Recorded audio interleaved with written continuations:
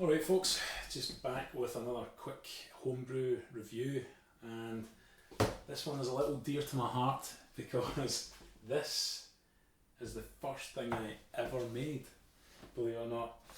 So it is a Cooper's European Lager. When did I make it? I made it on the 4th of February. Very first thing I ever made. It was original gravity was 1039. The final gravity was 1004, so it came out at 4.59%. I've taken some decent notes here. So the average fermentation temperature was 17 degrees. It was made with a box of Brew Enhancer 1, Cooper's Brew Enhancer 1. So there you go. So it's quite old. It's been 20 weeks since I made it. And, oh, hello, there's a dog. 17 weeks since I bottled it. So I left it fermenting for about 3 weeks. Now, when I got this kit, normally the kit comes with just the standard Cooper's Lager, but I quite fancied a sort of European style. So when I purchased the kit, I had the option to swap the kit out for a European Lager. So I did that. Now the thing that I didn't know then was that the European Lager actually comes with a proper lager yeast. Now the two things about lager yeasts are that they need much lower temperatures to work properly, and the other thing is that they need bottle conditioned for, well, they recommend bottle, sorry, do you have to sit there? The dog's right in my feet. Okay. Push you over. Slightly forced, just pushes right across. Yeah, and the bottling time, the recommended bottling time for this is 12 weeks. So if you can imagine your first beer, you just want to make it and drink it. So I made it and then I was like, what, I need to wait 12 weeks to taste this? Are you having a laugh? So it was absolutely the wrong thing to make for my first brew. Obviously, to make something that takes that long is fine further down the line because you've got other things to kind of drink and you can mix and match, but that was all I had. Like, that was my first batch and I'm thinking, 12 weeks? Oh my god, there's no way I'm going to last that. So, I mean, it's bad enough now waiting on things to see how they've turned out. But your first one, you're champing at the bit, you know, you just want to see it. So, that's what happened. Now, the other things that happened with this was me and a guy at work both bought our kits at exactly the same time. And when they got delivered, he opened his up and there was a note inside that said 500ml bottles come with this kit, use 1 carbonation drop. I think that's what it said from memory, it was a while ago. So when I got my kit open, I just thought, right, 500ml bottles, 1 Cooper's carbonation drop per bottle, that'll be fine.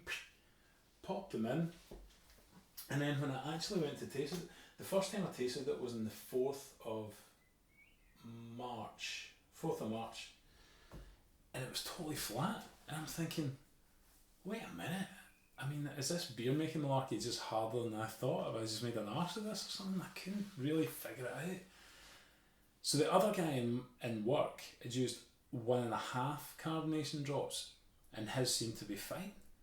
And I'm thinking, can half a carbonation drop really mean the difference between flat beer and fizzy beer?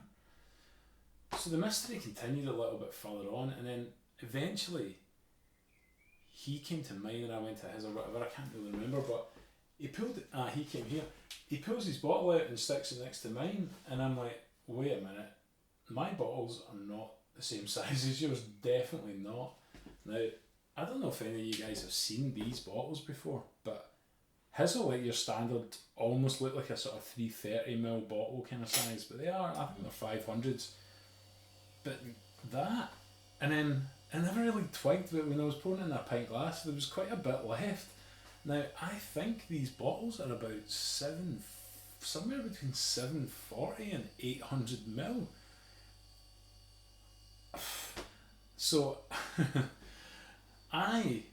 when I was bottling up, put one carbonation drop in these. Now you can imagine that's not really going to hit the sides. So when I opened it up, it was flat as a pancake. So I thought, shit, right, I've just made like 20 litres of flat beer.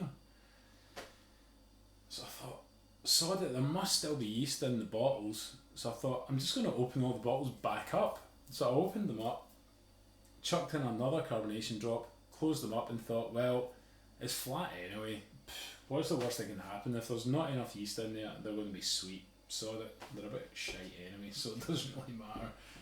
So they are now carved. It's obviously well down the line. They're still undercarbed because I would probably be almost inclined to use 3 drops per that size of bottle rather than 2, because at the moment I'm using pint bottles and I'm putting 2 in it, and my results have been great. The carbonation has been fine. And when I did the cherry beer, you know, the little cherry beers that I did in another video, they were in the little 330ml bottles or just under, and I put 1 drop in them and that turned out good. So I would almost be looking at 3 for that size bottle. I'm never going to use these bottles again. I think it's a really shit size. It's a rubbish size. It doesn't make any sense to have that size of bottle, really, I don't think. So I'll probably just ditch them or give them away to somebody. I doubt I'll be able to sell them. I doubt I'll get much much for them, you know. But anyway, that is the history behind this. So I think this is the second last one. So quite nice to get. A little bit of hiss, not much. Nice just to get a bit of this on camera since it's my first beer. So let's give it a pour and we'll see.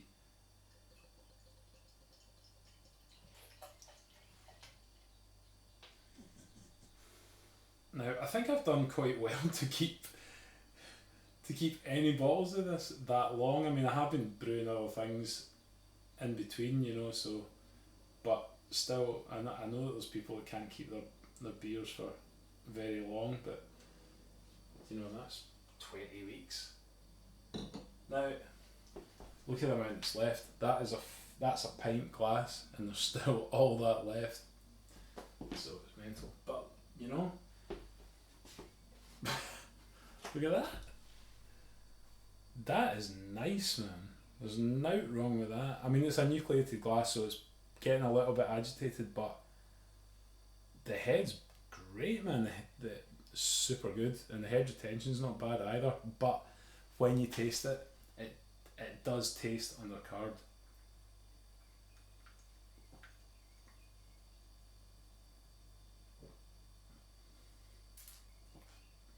Yeah, it doesn't taste flat, you know. But it just doesn't. It doesn't have as much life in it as it should. But do you know what? It tastes great, man. As you kind of imagine, from lager styles, you don't get much. I'm not getting much off that at all. But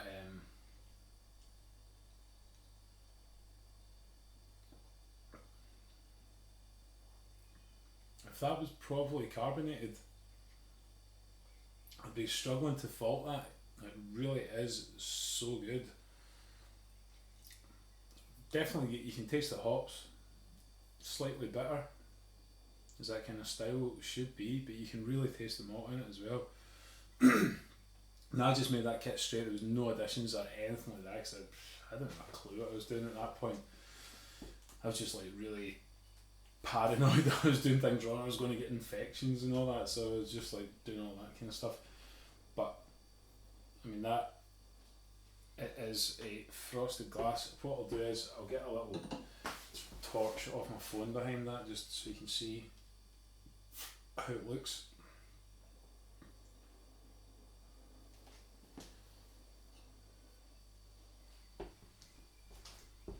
Don't know how that looks on camera, but it's obviously frosting in the glass, but pretty clear. And you know what? for your first beer,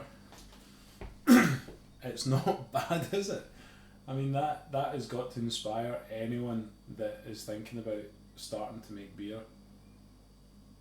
If that was properly carved and you served that in a pub, you would not complain. Absolutely not. Lovely.